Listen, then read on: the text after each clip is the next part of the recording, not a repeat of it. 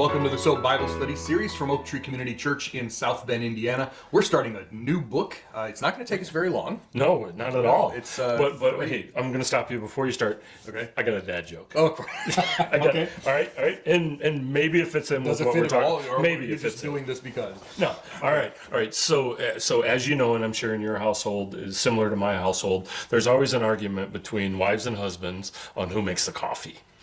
Now, not really in my household because my wife only drinks tea, but My wife drinks only 1 cup of coffee a day. So yeah, she doesn't. but you get the idea, right? So the woman always wants the man to make the coffee, and the man's like, well, why don't you make the coffee? So, as with all disputes, you should go back to the Bible. Always have to go right? to the Bible. So you go to the Bible, and I found definitive proof that it's the man's job to make the coffee. And how did you find the proof that it's the man's? Oddly, you would ask that question. I found it in Hebrews. Hebrews. Right. Okay, so if you haven't figured it out, this is the book we're going to be doing now, is the book of Hebrews, and back to you. You know, it's interesting. Just recently, I was watching a video, and a Jewish man was talking about his people's heritage and everything, and he actually referred to the Hebrews and Shebrews. Yeah? Yeah, it just So the men and women men of and those women, time? yeah, or the men and the women, just his nationality. And I thought, well, I don't know that I've ever heard anybody say that. Maybe you've heard somebody say that before, but I hadn't. And it just rolled off his tongue. I mean, there's no way he hasn't said this many times, right? And I just thought that was cool. Hebrew, of course, is an ancient term for the Jewish people. Yeah. In the Old Testament, we find Israelites and Hebrews are the two terms. Right. So if we went with Jews, Hebrews, Israelites, We're all talking about the same thing, right? thing. So we're Right. talking about the Jewish people, Right. and in this case, it's a letter. It's actually more like a sermon, and it's funny because in chapter 13 he says, thanks for bearing with me with this brief exhortation. We're like, 13 chapters is a brief exhortation. Maybe. But to them, to them it was. Yeah. So there's a big old thing here with the book of Hebrews. Yeah. So with every other book of the Bible, we know who wrote it. Well, mostly. Okay. There's a generally agreed upon on who writes it, and we see that a lot, especially in Paul's writings. Because he says, "I Paul," and I'm writing to whoever he's writing to. Yeah. But with Hebrews, we don't. There's not a agreed upon who wrote Hebrews. Well, and it's not like a traditional letter where it has to somebody, even a greeting at the beginning or whatever. Right. It does not follow the So traditional. maybe it was really somebody standing up and delivering a speech to a group of people versus it's probably a letter. Well, but it's interesting you say that because there's a cadence to it. There's an oratory flow to it that you don't typically find in a letter. You could actually have somebody stand up and speak this or preach this with an oration that it's more than a letter. It's definitely more than a letter. Okay, so with all the other books, we have an idea of who wrote it, who they're writing it to, the purpose, and it's generally accepted, and that's how it actually made its way into the Bible that we have. Yeah. So how can we make the justification with Hebrews that it belongs in the Bible? Well, so one of the things that sometimes people call this, the author is anonymous. Well, and that's not true. We don't know who the author was, but they certainly did. Yeah. Okay. Just they had no through question. what they're saying in there. Right. So you get down to chapter 13, and whoever the writer was has a mutual friend with his audience. A guy by the name, you maybe heard of him. Yeah. A guy by the name of Timothy. Right. So that means that Timothy is still alive, which helps us place it in the timeline.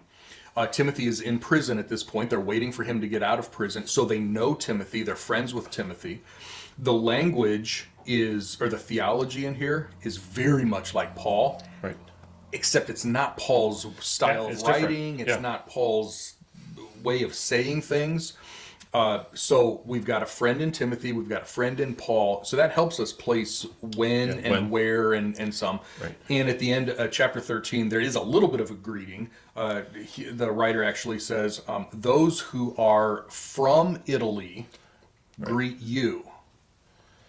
Okay, so that means he's with somebody who is Italian, but not in Italy, right? Or not in Rome or whatever. So he's probably writing back to Rome, writing back to Christians. So not Jews who are in Israel.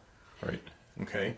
Some people think maybe they were in Egypt, sort of Alexandria area. Some people think Europe or maybe Turkey, Asia Minor, something because of the Timothy connection was in Right. he was in Ephesus. But again, that doesn't help. But there's a Paul connection, there's a Timothy connection. Some people think Luke because the language is more similar to Luke and Acts than anybody else in the Bible, in the New Testament. Some people think, I like sort of the Apollos idea because we're told Apollos was a great preacher and orator. Oh, right, true. And I mean, this is good. You know, Yeah. Well, I've told you offline. I'm positive I will refer to whoever the writer is as Paul Yep. at some point Yep. in these 3 weeks. You know, Paul is a traditional, but I don't think it's Paul. I think Yeah, I there's don't either, but I'm going to refer to him as. Yeah, that's at some point we will say. And Paul said, I mean, the writer of Hebrews says. Yeah, exactly.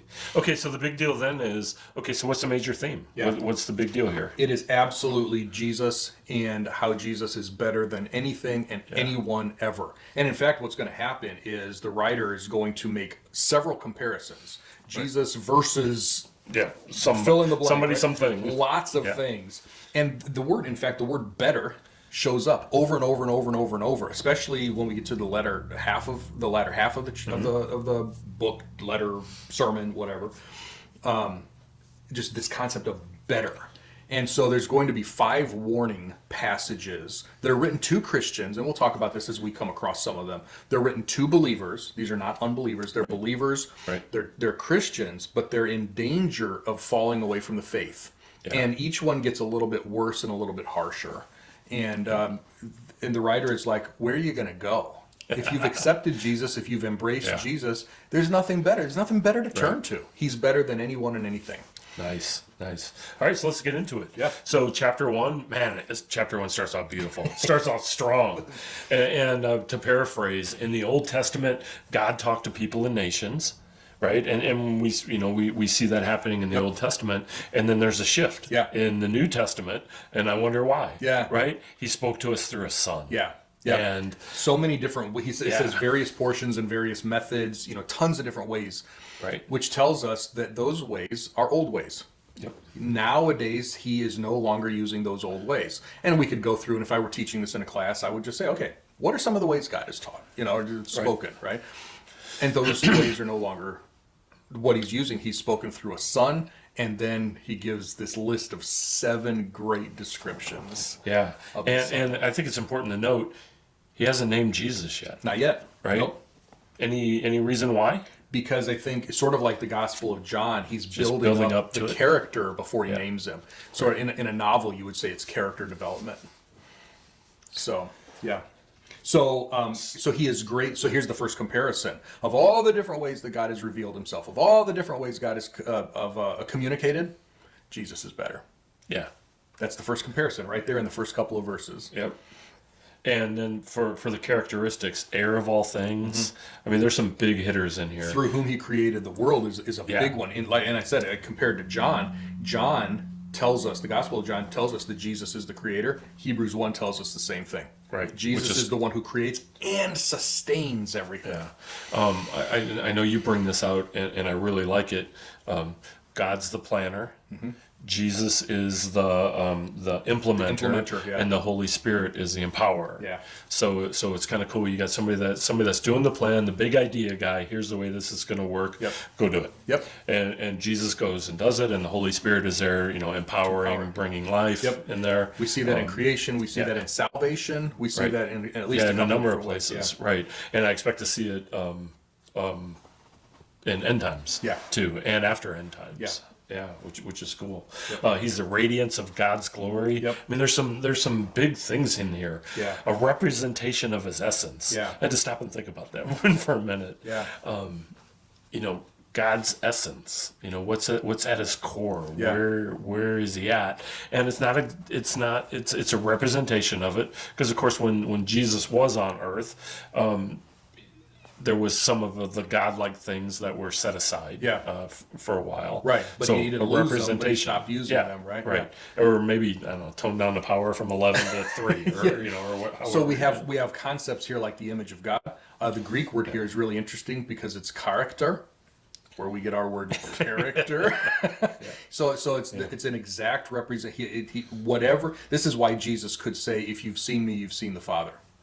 There's the different persons, there's different roles, but when it comes to who God is, Jesus perfectly represents God because he is God, which tells us that if we're in the image of God and we're supposed to be conformed to the image of the Son, that's what we're striving for. Right. So much. I Right. mean, there's a whole sermon right just in these first couple of verses. Yeah, sustains all things by his powerful word. Yep. I immediately went to John. John, yeah, right? he's the word. Right, but also from a timing standpoint, I think we're saying Hebrews would have been written first before John. So did John, not that he stole from Hebrews, but right. There are definitely some parallels between John 1 and Hebrews 1. Yeah, Hebrews was probably written in the 60s, and John was probably written in the 80s or 90s. Yep. Once Jesus finished his job of cleansing or providing a way to cleanse for sin, sat down at God's right hand. Yep. And that is a theme that's going to come back up because when we get into chapters 2 and 4, we're talking about the high priest. 7 and 8 and 9, especially, we talk about the priestly system. Right. And he sat down. He's not standing anymore. And we'll do that in Yeah, another not doing week, the work. you know? Yeah. And then the last one that at least I had here, better than angels. Yeah.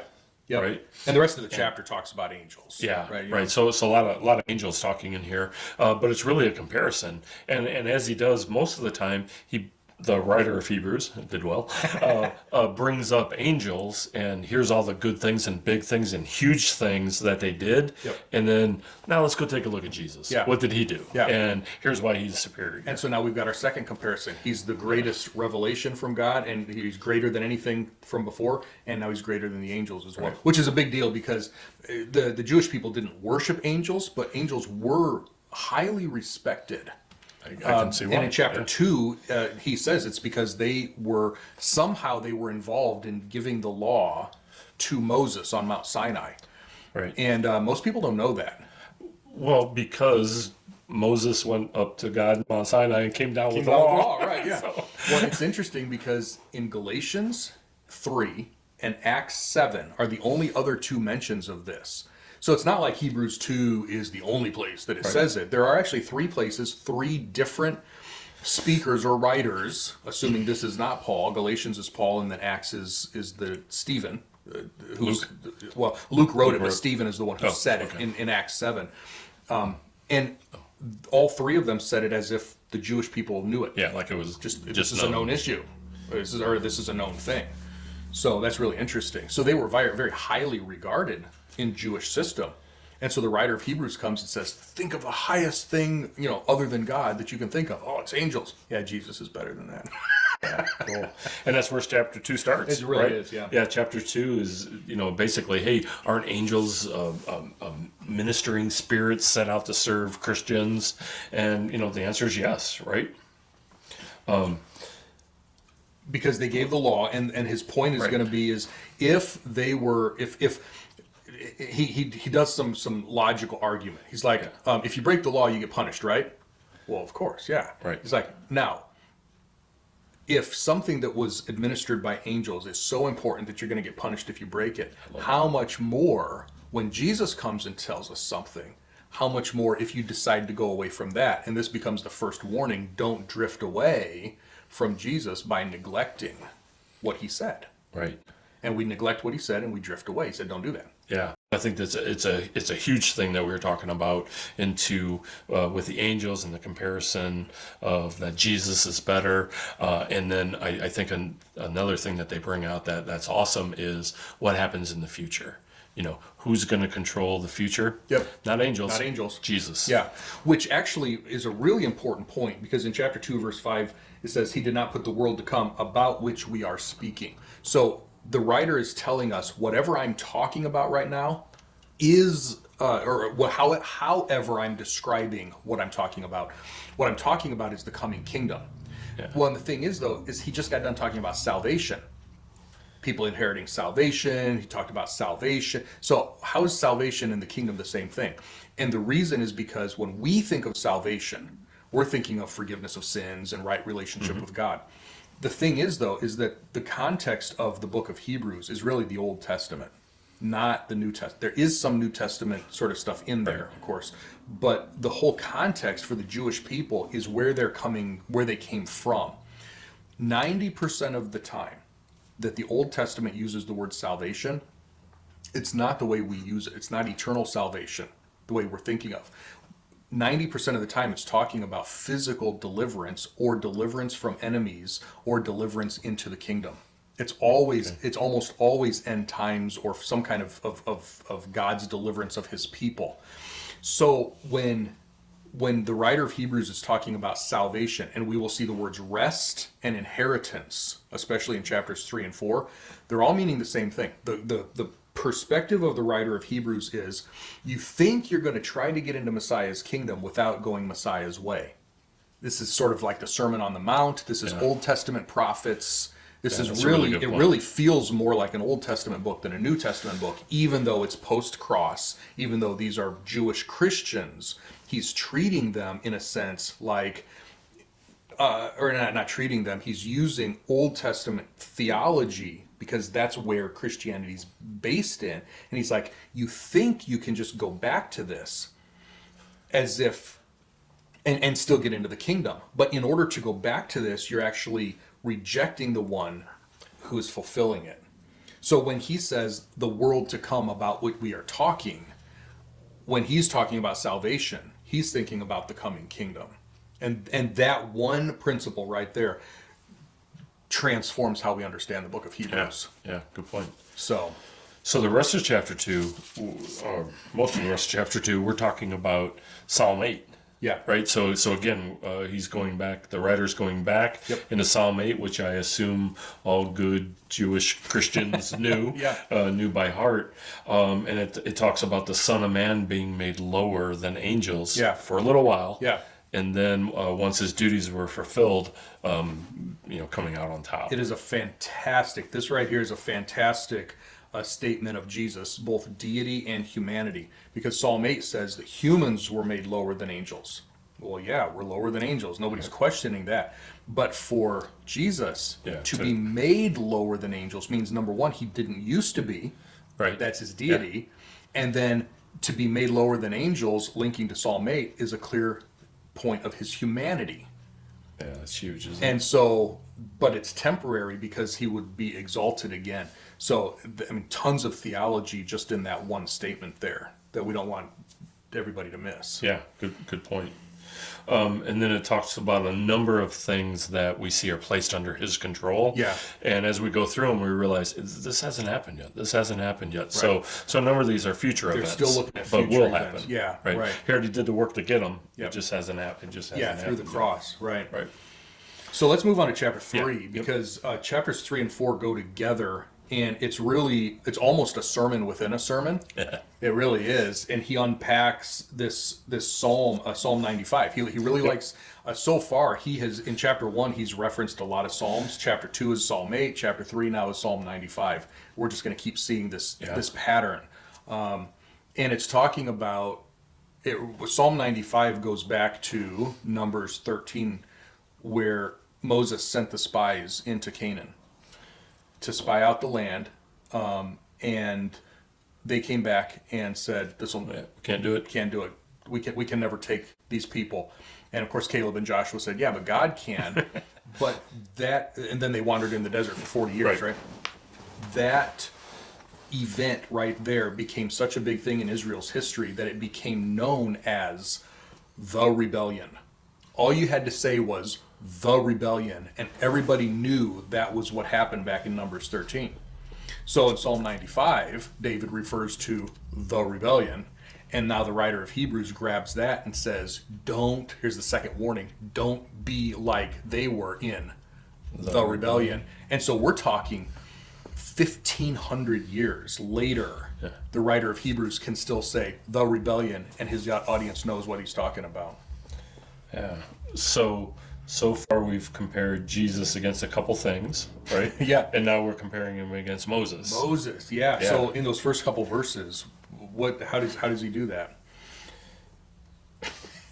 Well, same way he does all of it, right? He gives the characteristics first of Moses, and like you said, Moses was huge, if not the biggest Old Testament prophet. Yeah. Right. Giver of the law, Yeah, which the is now lawgiver was through huge. angels, but Well, he not gave quite it sure how that Israel, works. right? Receiver of the law through angels, giver of the law to Israel, right? Yeah. Right. Brought the slaves out of Egypt. Brought them to the promised land. Yes, he didn't get to go to the promised land, but he brought them there. Yeah. Which is awesome, and just this huge character. And he's right? called a faithful servant and the whole Yeah, thing, right? yeah, exactly.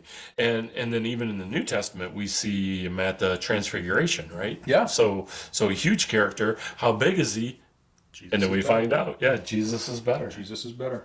Yeah. So and then like you said, he brings in Psalm 95 as a base. Don't be like a Jew wandering around for 40 years in the desert. Right.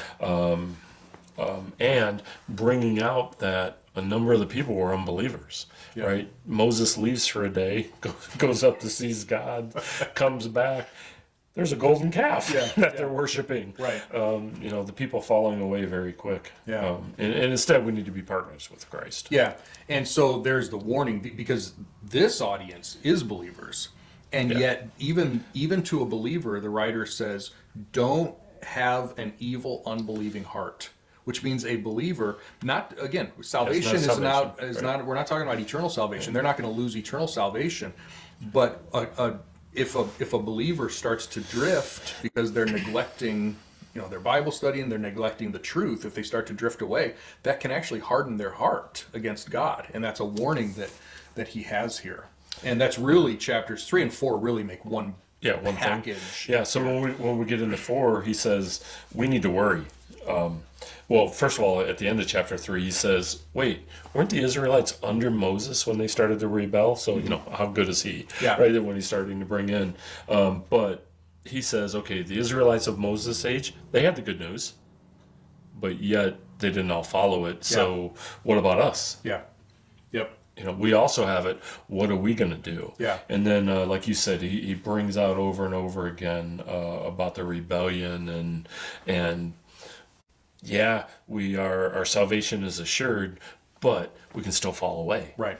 And I think we see that a lot. Yeah. People get lazy. Yep.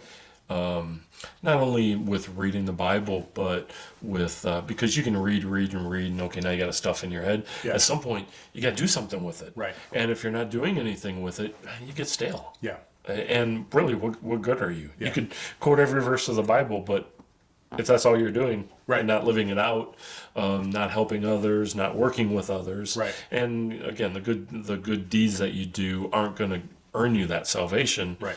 But it does have some rewards to it. Right. But that's not exactly why you should be doing it. Right. And we'll see that quite a bit more next time when we get into the third warning passage in chapter 6. We'll see how some of that comes out a little bit more clearly. Okay. Yeah. And then this week we go into chapter 5, but we only go in, was it like 10 verses? Yeah. In here? Yeah. So we see a difference here. Now we see Christ as the high priest. Yeah, so he's been better than the angels. He's been better than other revelation. He's been better than Moses. He's been better than Joshua in chapter 4. Now he's going to be better than the entire sacrificial system and Aaron, the high priest. Right. And the writer of Hebrews is going to dig back into Psalm 110 again. In fact, Psalm 110 is the most quoted psalm from the Old Testament in the New Testament, and it is the most quoted Old Testament passage in Hebrews. The writer of Hebrews really attaches to Psalm 110, and at the end of chapter 4, he picks up the high priest theme again, and comes into chapter 5 here. And Jesus is not just a better priest. He's not just better than Aaron, the high priest. He actually is better than the entire sacrificial system put together. Right. And we see that. I mean, especially in the New Testament time, right, where the priests were acting under their own will, stoning people, killing Jesus. Yeah. How good is that? So instead, and I think we're still in there. He brings out a different high priest. Yeah. Right. Yeah, And Melchizedek. Yeah, and that's from Psalm 110. 'Cause it seems like it's one of those stories that's just a throw off. Yeah. But then has Huge significance. significance. Yeah, but we don't know about that as we're reading through the Old Testament. He's Right. mentioned in Psalm 110. It's like, okay, you're a priest after the order of Melchizedek. Not sure what that means yet. Right. This is where it comes out. Yeah. Right. Right. So kind of cool. So we'll flush out more next week. Yeah, Right? yeah. In fact, that's how verse 10 ends, and that's where our reading ends this time, is he was designated by God as high priest in the order of Melchizedek, and that's where we're going to put a pin in it for now, Yeah, and we'll okay. come back to that later. All right. So, yeah, there is so much that we just barely scratched the surface. So much stuff in the book of Hebrews here. But read it carefully, read it slowly. As you have questions, and I hope you have questions, make sure you send them to us. We'd love to be able to answer some questions for you. You can either put it in the comments below here if it's on Facebook or YouTube or something, or you can just send it to us. If you know of somebody who is interested in the book of Hebrews and would like a study like this, feel free to send it to them and let them subscribe as well. And we will pick back up here next time with chapter 5, verse 11, because the writer's going to change gears for just a minute. But we'll see you back here next time. Bye, everybody.